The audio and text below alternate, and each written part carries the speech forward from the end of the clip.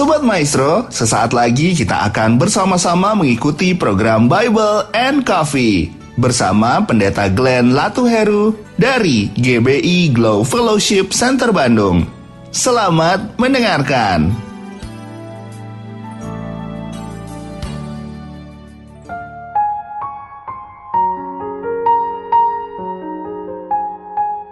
Shalom saudara yang dikasih dalam Tuhan, puji Tuhan. Hari ini kembali lagi saya menyapa setiap umat Tuhan dimanapun Bapak Ibu Saudara berada melalui program Bible and Coffee. Saya rindu melalui program ini setiap kita umat Tuhan terus dikuatkan, terus diberkati oleh setiap kebenaran firman Tuhan.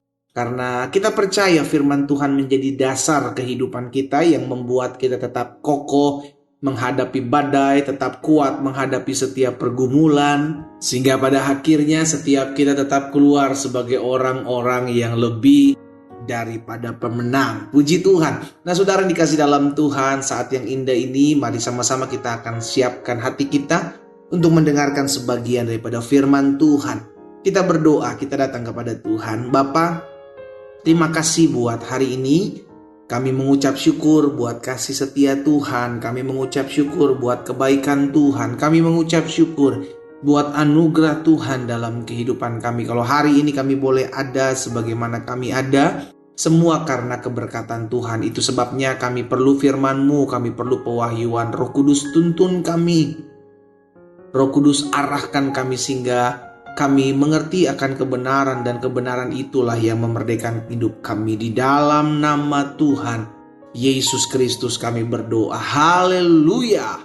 Amin, amin. Puji Tuhan. Nah saudara dikasih dalam Tuhan, suatu sekali Rasul Paulus menyampaikan hal ini tentang salib di dalam 1 Korintus pasalnya yang pertama ayat yang ke-18.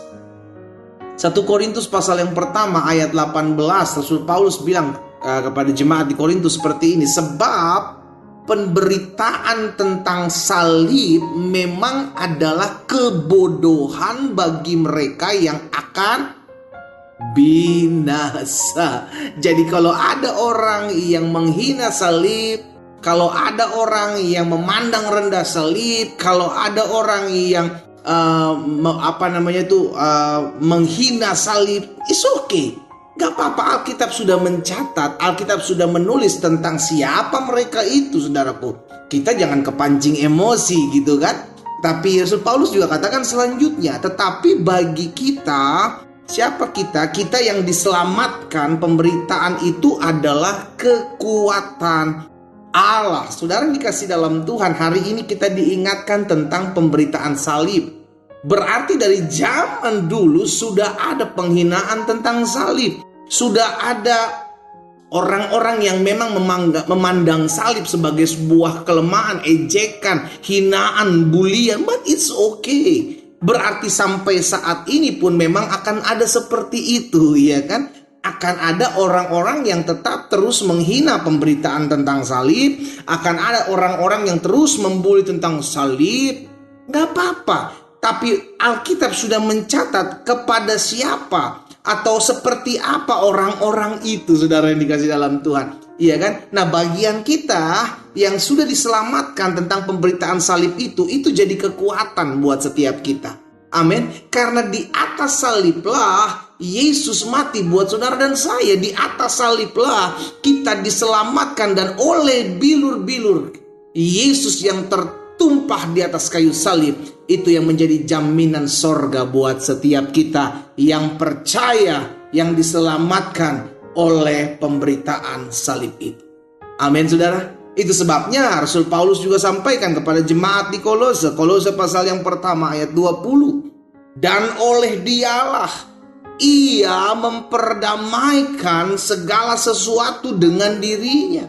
Jadi kematian Kristus di atas kayu salib atau pemberitaan tentang salib adakan berita pendamaian di mana anak-anak manusia, umat manusia diperdamaikan dengan Allah.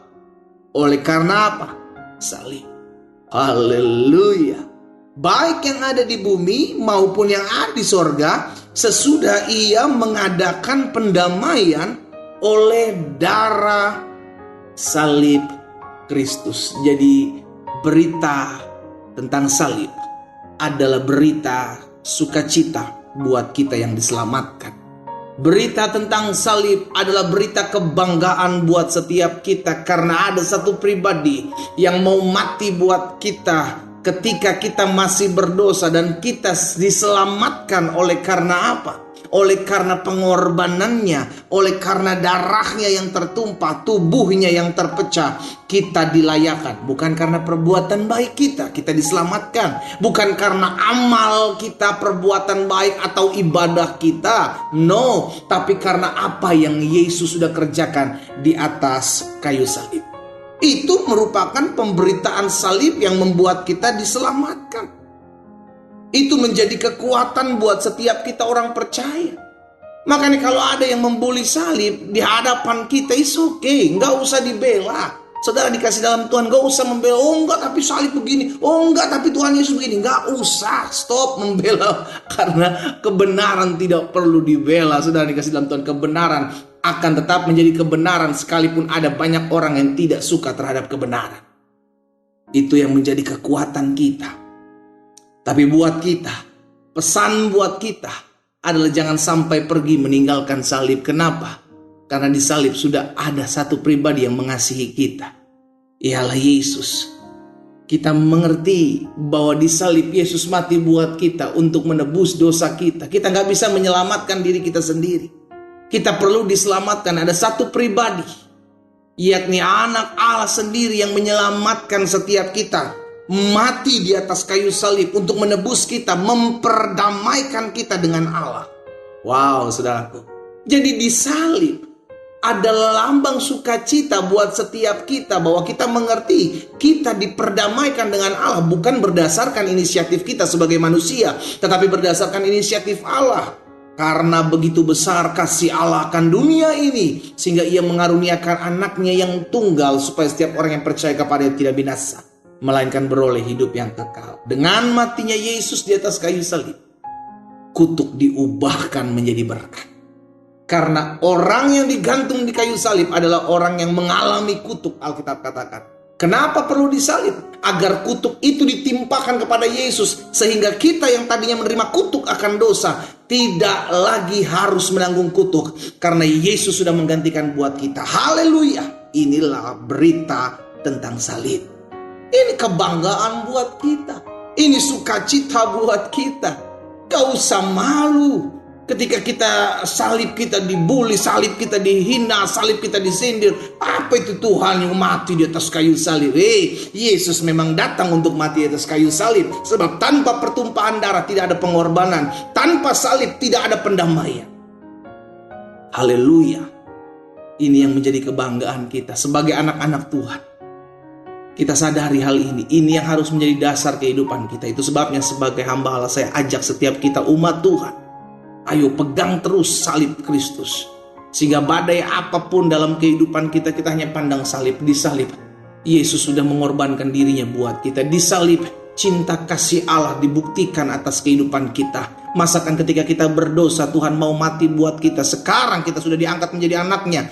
Masakan kita tidak ditolong? Masakan kita tidak dibela? Masakan jalan-jalan tidak dibukakan bagi kita? Tetap terus pandang salib Kristus. Karena pemberitaan salib merupakan kekuatan buat kita yang diselamatkan. Tetapi pemberitaan salib adalah kebodohan bagi mereka yang akan binasa. Kita berdoa, kita datang kepada Tuhan.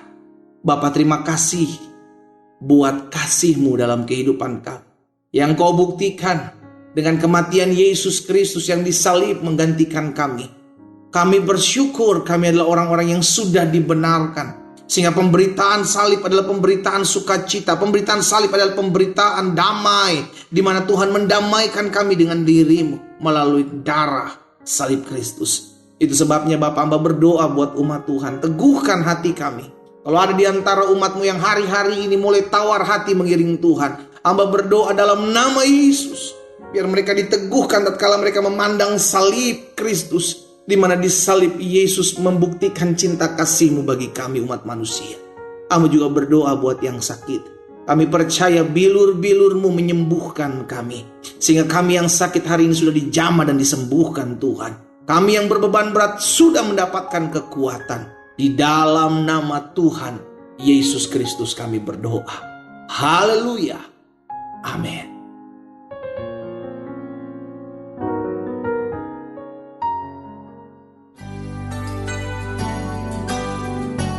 Sobat Maestro, Anda baru saja mendengarkan program Bible and Coffee bersama Pendeta Glenn Latuheru dari GBI Glow Fellowship Center Bandung. Terima kasih atas perhatian Anda. Tuhan Yesus memberkati.